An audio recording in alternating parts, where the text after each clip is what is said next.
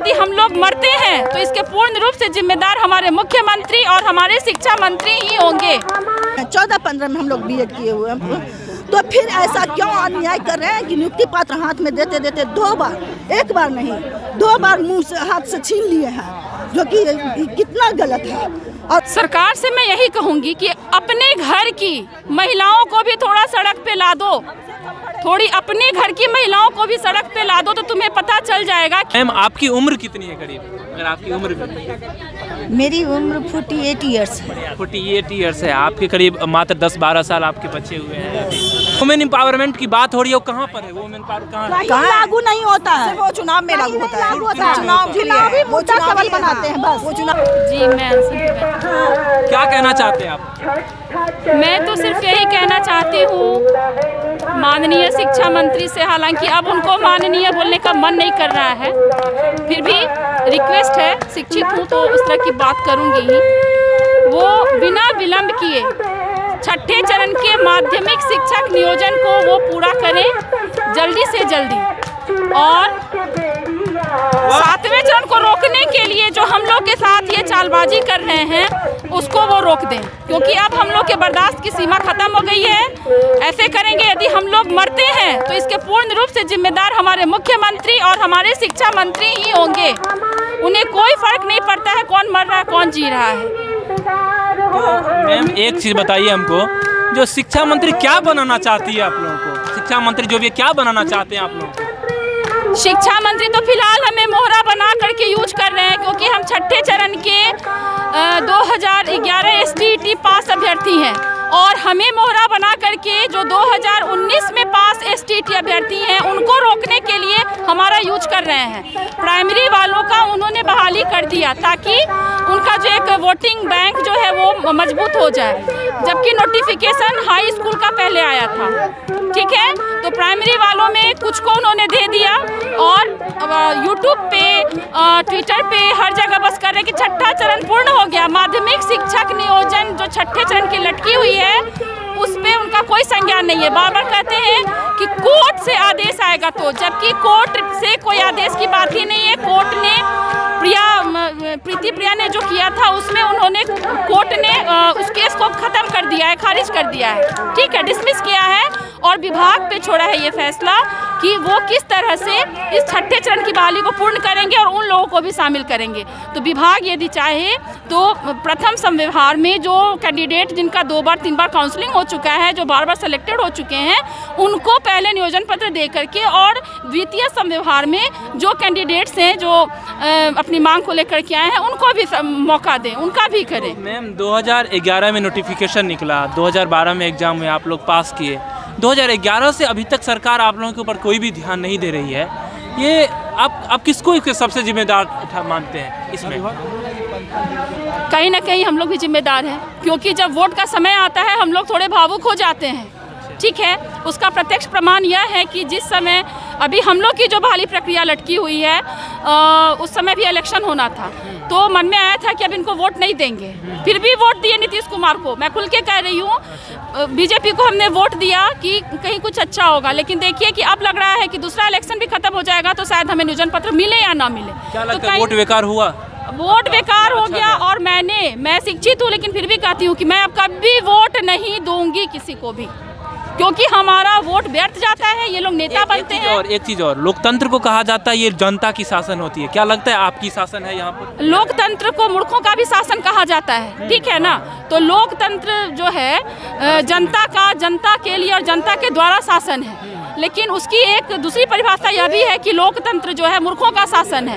तो मुझे ऐसा लगता है कि हाँ, मूर्खों का शासन है। ऐसे ऐसे शिक्षा मंत्री, ऐसे ऐसे चीफ मिनिस्टर लोग आकर के जो शासन कर रहे हैं, हम लोग वोट देते हैं, उनको नेता बनाते हैं ताकि वो अच्छे ढंग से शासन व्यवस्था को चला सके, आम आदमी को भी देखें, सभी को देखें। लेकिन वो क्या कर रहे हैं, आम आदमी जैसे हम लोगों को देखिए, हम लोग पढ़ लिख के आज सड़क पे बैठे हुए हैं। क्या किए हैं मैम आप? मतलब आपकी क्वालिफिकेशन अगर पूछा जाए तो आप क्या क्या किए हैं? मैं पॉलिटिकल साइंस से MA हूँ, मैंने STET भी क्वालिफाई किया है, मैं म्यूजिक से भी MA हूँ, मैं फाइन आर्ट से भी MA हूँ।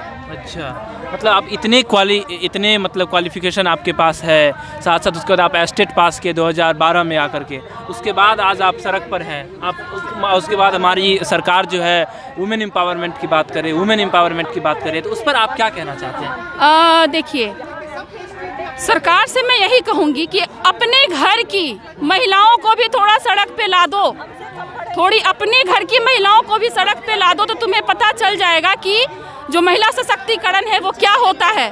ठीक है, भाषण देना और भाषण पे अमल करना बहुत अंतर होता है। मैं माननीय शिक्षा मंत्री और मुख्यमंत्री इन दोनों से विशेष आग्रह करती हूँ कि आप अपने घर की महिलाओं को पढ़ाना लिखाना बंद कर दीजिए, नेता बनाइए, और नहीं तो इसी तरह उन लोग को सड़क पे लाइए जैसे आज हम लोग बैठे हुए हैं। और एक चीज़ और मैं बोलना चाहूँगी, जो मैंने फील किया है, IAS है चाहे जो भी हैं, वो तो IAS बन के क्या होगा जब आप मंत्री के दबाव में दबे हुए हैं।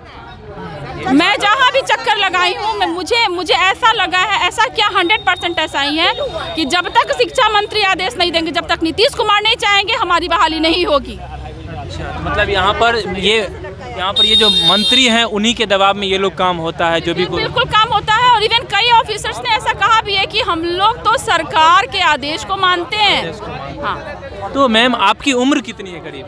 अगर आपकी उम्र भी? मेरी उम्र 48 ईयर्स है। 48 ईयर्स है, आपके करीब मात्र 10-12 साल आपके बचे हुए हैं अभी, अगर आपको हो जाएगा तो। और सरकार ही नहीं, मोदी जी से लेकर के बेटी बचाओ बेटी पढ़ाओ, ये सब मुझे लगता है कि ये सब झूठा है, केवल सब सरकार ये दिखावटी कर रही है। अच्छा। अगर वो हकीकत में चाहते कि बेटी बचाओ बेटी पढ़ाओ, तो आज उनकी बेटी और बहनें रोड पे नहीं होती, इस टेंट के नीचे धरना प्रदर्शन करते नहीं होती।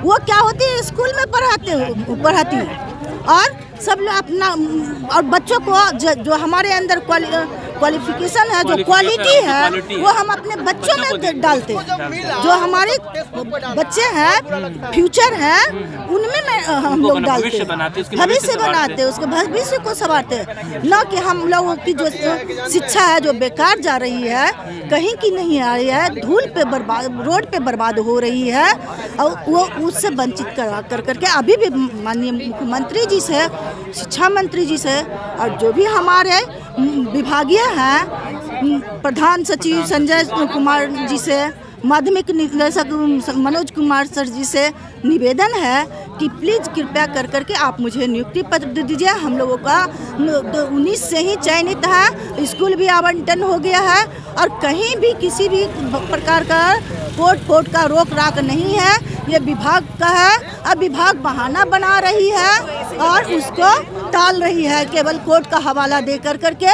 और ऐसा कहीं नहीं होता है कि 36 घंटा पहले ये लग जाता है, स्टे लग जाता है। ये तो बहुत, जब मैं सुना ये 17 तारीख को नियुक्ति पत्र मिलने वाला था, 17-18 को नियुक्ति पत्र मिलने वाला था, 15 को शाम में लेटर इशू हुआ है, जो कि हम लोग को मेंटली रूप से एकदम इतना हरासमेंट किया कि बेचैन थे हम लोग, नींद नहीं है और परेशान नहीं, मतलब रात भर क्या हम लोग को वो आती।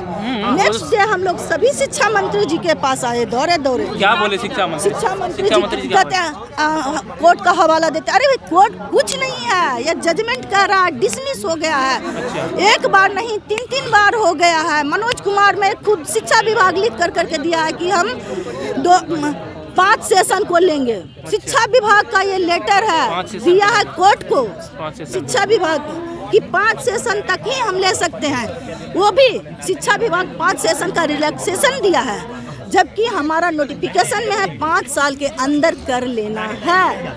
अगर नहीं कोई किए तो वो उनकी गलती है। कल कोई कहेगा कि हमारी भूखमरी थी तो हम नहीं कर पाए, तो हमको दे दीजिए। आज 17-19 वाले आए, कल आएंगे 19-21 वाले, कल 19-21 वाले आएंगे, 20-22 वाले आएंगे, 24-26 वाले, इसी तरह से तो छठा चरण चलते रहेगा जिंदगी भर। क्या कल अगर हम माननीय अपर मुख्य सचिव संजय कुमार सर जी और मनोज कुमार सर जी से मैं पूछना चाहती हूँ कि वो सिविल सर्विसेज का एग्ज़ाम क्वालिफाई कर करके आए हैं यूपीएससी, और उसके बाद अगर मान लिया कि कोई कहता है, उन्हीं के दोस्त फ्रेंड ही अगर कहते हैं कि हम भी आ रहे थे, हम भी सारा तैयारी कर लिए और हम भी सिविल सर्विसेज का एग्ज़ाम देने के लिए जा रहे थे। रास्ते में मेरा एक्सीडेंट हो गया या बीमार पड़ गए, हम नहीं दे पाए, तो हमारा डेट एक्सटेंड हो जाए। अब तो क्या क्योंकि हमारा तो सारा तैयारी है, हाँ, तो हमको भी ले लिया जाए सिविल सर्विसेज का एग्ज़ाम में, मुझे भी पास करा दिया जाए। तो क्या होगा ये हो सकता है? तो ये क्यों हो रहा है हम लोगों के साथ? जब हम लोग समय के अनुसार 5 साल के अंदर किए हुए हैं, 14-15 में हम लोग बीएड किए हुए हैं, तो फिर ऐसा क्यों अन्याय कर रहे हैं कि नियुक्ति पत्र हाथ में देते देते 2 बार, 1 बार नहीं 2 बार मुंह से हाथ से छीन लिए हैं, जो कि कितना गलत है। और अब बर्दाश्त नहीं हो रहा है। अब हम लोग रोड पे उतर चुके हैं, क्योंकि यह सरकार ही हम लोग को उग्रवाद बना रही है। क्योंकि अब ये जब पढ़ा लिखा हुआ व्यक्ति एक उग्रवाद बन जाता है, अब महिला पुरुष, तो फिर सरकार को संभालना मुश्किल हो जाएगा, ये संभल नहीं पाएंगे। और दूसरी बात ये भी हम माननीय मुख्यमंत्री जी जिस तरह से केवल बेटी पढ़ाओ बेटी बचाओ का हवाला दे करके करते हैं, और रोड पर ये सारी पूरे बिहार देख रही है, पूरे इंडिया देख रहा है, पूरे इंडिया देख रहा है कि नीतीश कुमार, माननीय श्री मुख्यमंत्री नीतीश कुमार जी और शिक्षा मंत्री माननीय श्री विजय कुमार चौधरी जी का ये झूठी दलील है। अगर उनका सही दलील रहता तो बेटी आज रोड पे नहीं आती। एक चीज़ मैं कहना चाहता हूँ, जो जब भी चुनाव आते हैं तो सब बेटी बचाओ बेटी पढ़ाओ, वुमेन एम्पावरमेंट, दहेज प्रथा, सिर्फ महिलाओं पर राजनीति होती है इस देश में। राजनीति होती है इस देश में और महिलाओं की राजनीति। और कहा जाता है बिहार सरकार जो है, जो इस बार नीतीश कुमार जी जीते हैं, वो महिला वोट बैंक बहुत बड़ा है बिहार से नीतीश कुमार के पास। आप क्या कहना चाहते हैं? एकदम बिल्कुल सरासर गलत है। अगर वो ऐसा सही में कुछ कर रहे होते तो हम लोग आज सड़क पे नहीं होते, क्योंकि आज हम लोगों ने एग्जाम पास किया। आज हम लोगों ने सारे लोगों ने बीएड, एमएड, एमए, एमफिल सब कुछ किए हुए हैं। वो तो हम सबसे जेल लिए, सब अच्छा क्वालिफाइड है, हाँ, सड़क पे है और अनपढ़ लोग बैठे हुए हैं अंदर। तो वो जो वुमेन एम्पावरमेंट की बात हो रही है, वो कहाँ पर है? वुमेन पावर कहाँ लागू नहीं होता है, वो चुनाव में लागू होता है। चुनावी बनाते हैं, बस वो चुनावी मुद्दा है। मीडिया के सामने है जो भी महिला सशक्तिकरण की बात है, या जो है ये सब चुनावी चोचला जिसको बोलते हैं ना, वो यही है। मतलब अब मैं जो एक बात बता रही हूँ, आप ऐसे बात कीजिए शिक्षा मंत्री जी से या मुख्यमंत्री जी से, तो उन लोग का जो तेवर होता है वो अलग होता है। मगर आप मीडिया वाले आ जाइए सामने, तुरंत लगता है वाह, इनसे अच्छा तो कोई है ही नहीं। ये दोहरा व्यक्तित्व जीते हैं नेता। अरे पढ़ाई लिखाई छोड़ दो, नेता बन जाओ बस।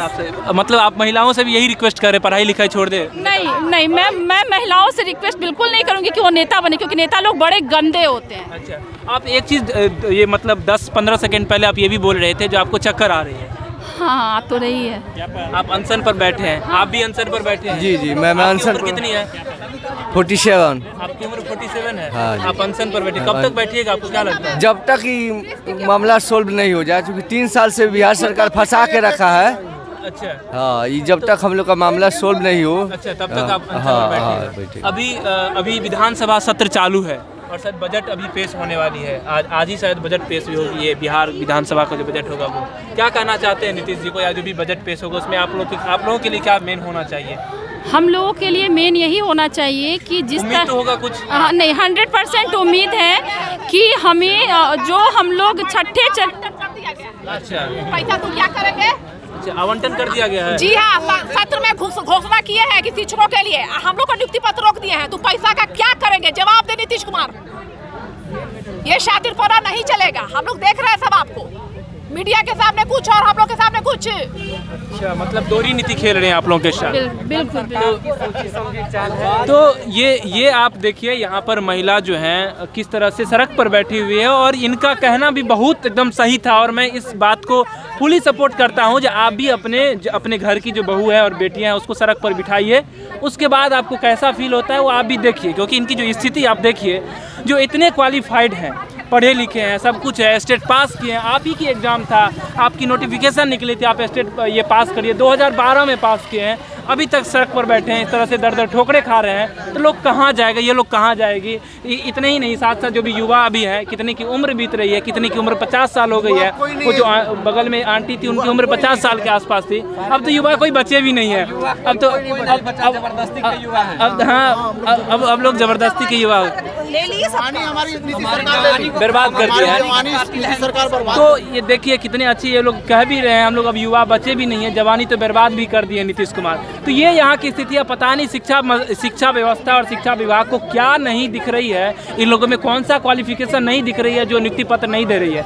17 तारीख को नियुक्ति पत्र देने का था और फिर 15 तारीख को स्टे लगा दिया गया, स्टे का रीज़न कुछ भी नहीं दिया गया है। ये सबसे यहाँ के सरासर मतलब गलत व्यवस्था यहाँ पर बना दिया गया है और इस व्यवस्था को चेंज करना चाहिए, क्योंकि अगर शिक्षा व्यवस्था आपकी सुधरेगी तभी आपका समाज, आपका देश, आपका ये जो भी होगा बिहार आप कह सकते हैं, उसका विकास होगा। धन्यवाद। मैं पंकज झा, आप रेबल न्यूज़ इंडिया देखते रहें। Thanks for watching Rebel News India. Stay tuned for more updates. Don't forget to like, share and subscribe.